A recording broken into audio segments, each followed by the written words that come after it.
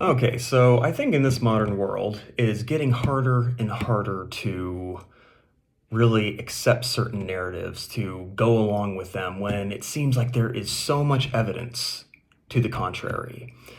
So I decided to have a little bit of fun on ChatGPT.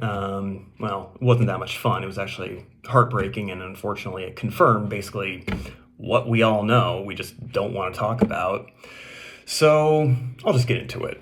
My first inquiry was, is there any other population in any other developed country that has the same kind of murder rates per capita as those of Black Americans?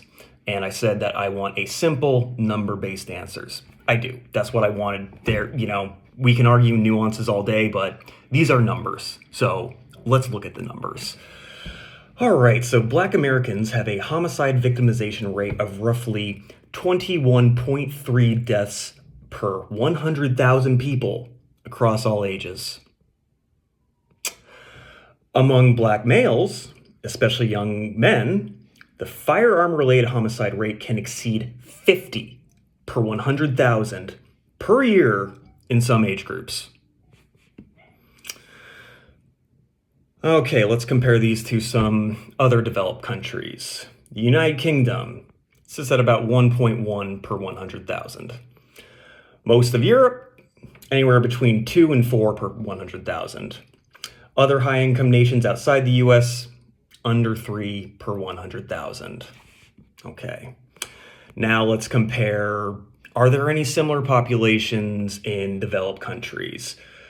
The short answer is not among general populations of entire developed countries. It does point to a few specific ones in, yeah,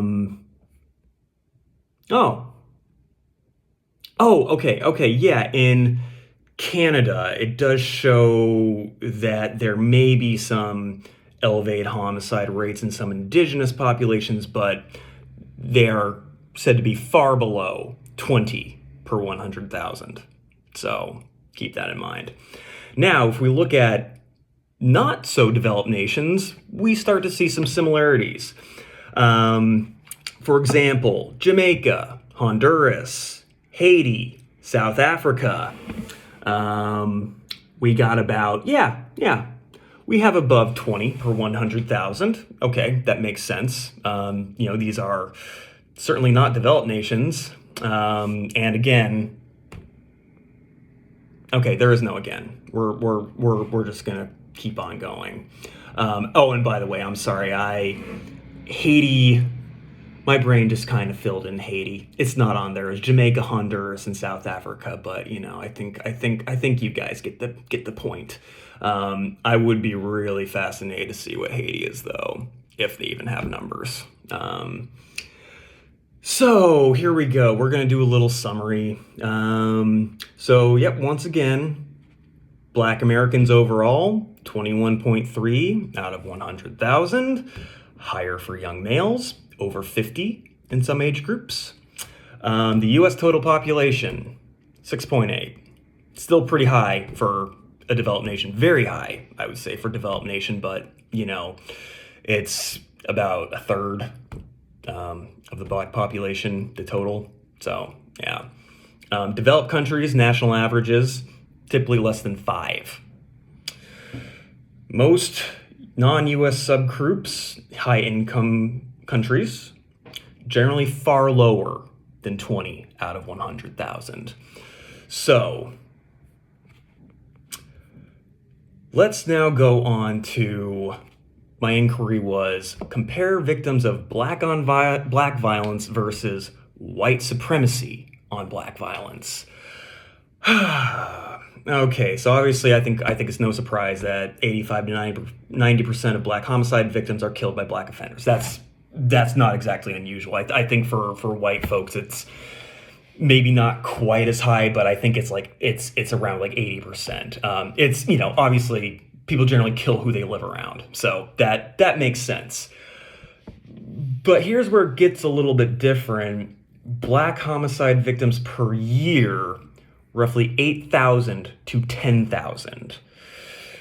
Over a course of 7 years, we have about 50,000 to 60,000 Black Americans killed by black offenders, and says that this is a conservative range.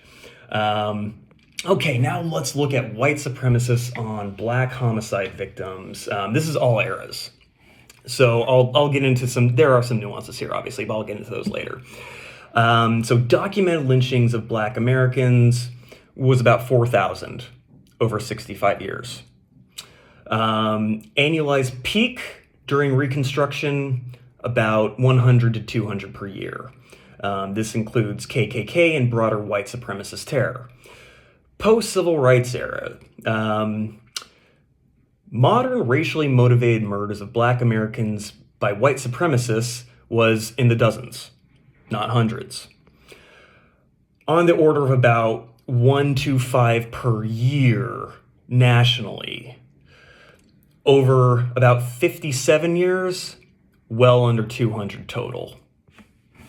So, total white supremacists on black homicide victims, all time, generously, 4,100 to about 4,300. All time. 4,100, 4,100 to 4,300. So, modern black on black homicide kills about 10 to 15 times more black Americans every single year than white supremacist violence has killed in total across U.S. history. So, shutting the laptop with that. Make your own conclusions. Do your own research. Again, this was from ChatGPT. ChatGPT itself says that it makes errors, double check everything. I encourage people to do so. I will do so myself. But again, I'm sorry, is anyone surprised by these numbers?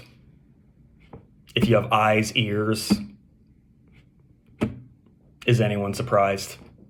I mean, again, I know it's considered racist to point this stuff out.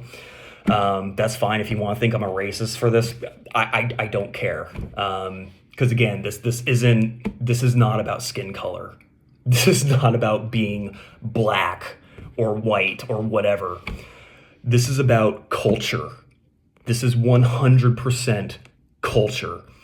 And I'm sorry, with ghetto black American culture, is it any surprise that these numbers are what they are? And why is this? Like, how is it that we are home to the most, if we're talking about murders, the most violent subculture in the entire developed world? This isn't racism. This isn't about that. This is a serious problem in the U.S. that it affects everybody, okay? This is just outrageous. Could you imagine if other groups in the U.S. or anywhere else, in a developed nation, had these kind of statistics? It's mind-blowing. And of course, you can argue nuances, and there are nuances, of course. But you can't ignore the raw numbers. We just can't. And honestly, that's getting people killed. You want to protect black people in America? Take these numbers to heart. Do something about it. I know there's a lot of people who are. I know that there are many people in the American black community who do not want to see these numbers, who do not want this, who actively advocate and do everything they can against this. Again, it's not race. Not at all. It is culture.